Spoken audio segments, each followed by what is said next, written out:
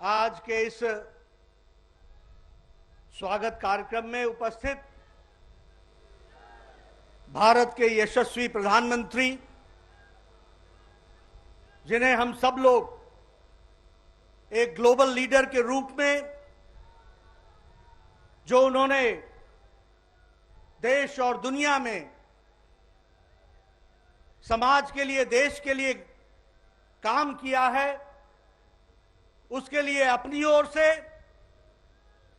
करोड़ों उनके प्रशंसक जो दुनिया भर में हैं उनकी ओर से और भारत के करोड़ों लोगों की तरफ से उनका मैं हार्दिक अभिनंदन करता हूं, स्वागत करता हूं। आज हमारी दिल्ली की जनता सुबेरे से ही अपने प्रिय नेता के स्वागत के लिए यहां पर आई है और पूरे हर्षोल्लास के साथ वो आदरणीय प्रधानमंत्री जी का स्वागत करने के लिए आतुर है। हम सब लोग जानते हैं कि प्रधानमंत्री जी जो दिन रात पूरी लगन के साथ 130 करोड़ की जनता की जहां सेवा में लगे हैं, वहीं विश्व के पटल पर भी भारत के विचार को और भारत के वैचारिक पृष्ठभूमि को पूरी ताकत से हर मंच पर रखते रहे हैं। अभी हम सब लोगों ने देखा, कोरोना के संक्रमण काल के 2 साल के पश्चात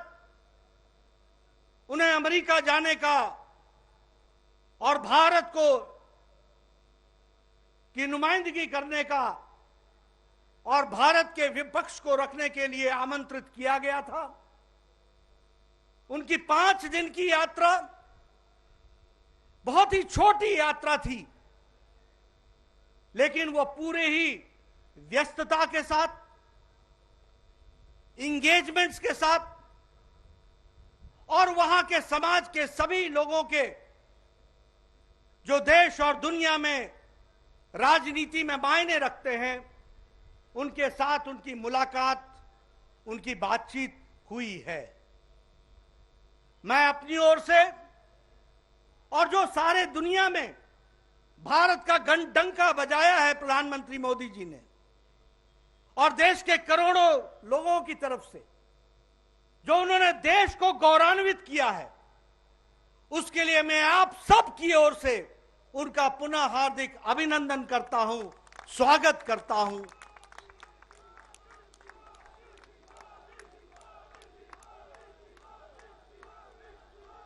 आज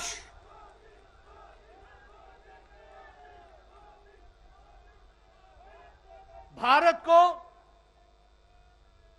एक नए परिवेश में, एक नए दृष्टि से सारी दुनिया देख रही है। प्रधानमंत्री जी का दुनिया के विकास में और विकासवाद को आगे बढ़ाने में जो योगदान रहा है, उसको देखते हुए इस यात्रा ने भी स्पष्ट किया है कि भारत मोदी जी के नेतृत्व में दुनिया एक अलग दृष्टि से भारत को देखने लगी है। उनकी मुलाकात अमेरिका के उपराष्ट्रपति कमला हैरिस के साथ वैश्विक विषयों से लेकर के भारत के और अमेरिका के संबंधों को लेकर जिस बेबाकी के साथ हुई, जिस अंतःकरण के साथ हुई, वह स्पष्ट बताता है कि दुनिया के नजरों में मोदी जी के नेतृत्व में भारत बदल चुका है और भारत को बदली निगाहों से देखा जा रहा है। आदरणीय प्रधानमंत्री जी का अमेरिका के राष्ट्रपति जो बाइडेन के साथ कोई आज का संबंध नहीं है, पुराना संबंध है, पुरानी दोस्ती है, और उस दोस्ती को अमेरिका के राष्ट्रपति जी ने भी अपने वक्तव्य में स्पष्ट शब्दों में कहा है। और इसीलिए हम सब लोगों को देखने को मिला कि भारत के प्रधानमंत्री और अमेरिका के राष्ट्रपति जी की बातचीत किस आत्मीयता के साथ और किस बेबाकी के साथ भारत अमेरिका के संबंधों को लेकर और वैश्विक परिवेश में हुई है, वह भी भारत की स्थिति के बारे में एक अलग तस्वीर खींचता है और वह मोदी जी के नेतृत्व में हम सबको देखने को मिला है। हमें खुशी है कि जो बाइडेन और कमला हैरिस का प्रशासन जी तोड़ मेहनत कर रहा है कि भारत के साथ अमेरिका के संबंध नई ऊंचाइयों पर पहुंचे और विकासवाद में पूरा योगदान करते हुए भारत भी आगे बढ़े, इस बात के लिए वह इच्छुक है। यह सारी बातें इस बात को दर्शाता है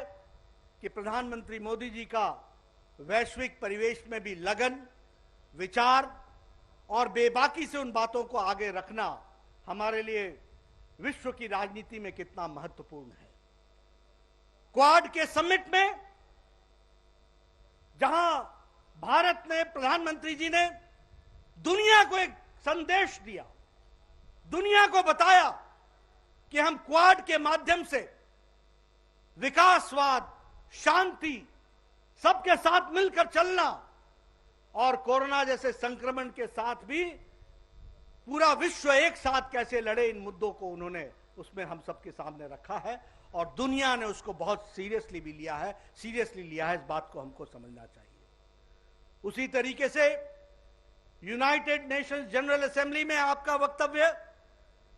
ये पहला वक्तव्य नहीं है। सारी दुनिया इंतजार करती है आपके मार्गदर्शन के लिए और इस बार भी आपने यूनाइटेड नेशंस जनरल असेंबली में भारत की विचारधारा को वैश्विक परिवेश में बड़ी सरलता के साथ लेकिन स्पष्टता के साथ आपने दुनिया के सामने रखा है। हम सब लोग जानते हैं, आपने कल यूनाइटेड नेशंस जनरल असेंबली में हमारे नेता स्वर्गीय दीनदयाल उपाध्याय जी की, जिनकी 105वीं जन्म जयंती थी, उनका उल्लेख किया और उनके माध्यम से भारत का वैचारिक पक्ष विश्व के पटल पर किस तरीके से सार्थक है, इस बात को भी आपने उसमें उजागर किया। आपने एकात्म मानववाद की चर्चा की, एकात्म मानववाद से निकला हुआ अंत्योदय जो भारत के 130 करोड़ की जनता की चिंता कर रहा है और उसमें से निकला हुआ आपका कार्यक्रम सबका साथ, सबका विकास, सबका विश्वास और सबका प्रयास, उसको भी आपने उजागर किया। इस बात को हम सबको देखने को मिला। यूनाइटेड नेशंस जनरल असेंबली में आपने जिस तरीके से भारतीय परिवेश में वैचारिक पृष्ठभूमि को रखा, वहीं आपने विकासवाद के साथ साथ आपने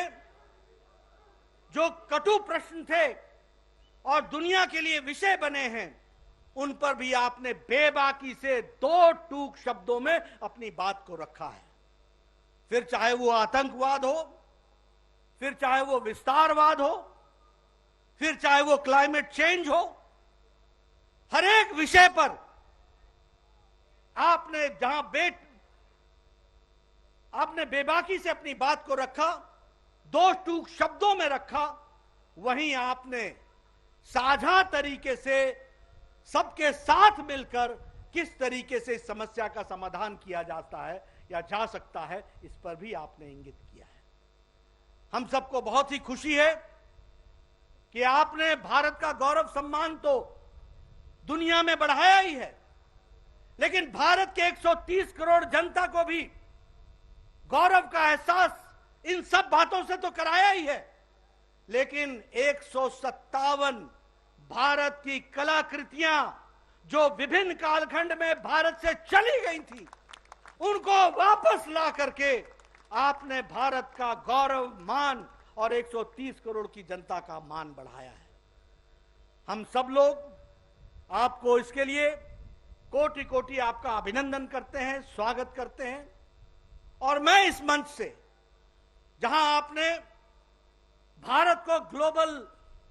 प्लेयर बनाया है और ग्लोबल प्लेयर बनाने के साथ साथ आप ग्लोबल लीडर के तरीके से इन विषयों को आपने रखा है, उसके लिए भी देश के करोड़ों प्रशंसक जो बाहर हैं उनकी तरफ से और देश के करोड़ों लोगों की तरफ से आपका कोटि कोटि अभिनंदन, आपका कोटि कोटि स्वागत। हम इसी विश्वास के साथ आपके साथ पूरी पार्टी, पूरा देश और ये जो हमारे दिल्ली के गणमान्य नागरिक सुबेरे से आए हैं, ये सब आपके साथ खड़े हैं। मैं पुनः आपको इसके लिए धन्यवाद भी देता हूं, आपका अभिनंदन भी करता हूं और हमारे जो दिल्ली के गणमान्य लोग उनके स्वागत के लिए आए हैं उनको भी मैं अभिनंदन करता हूं, जो सुबह से आकर के हौसला बढ़ाने के लिए, उनके द्वारा किए गए कार्य को आगे बढ़ाने के लिए आए हैं। इन्हीं शब्दों के साथ बहुत बहुत धन्यवाद।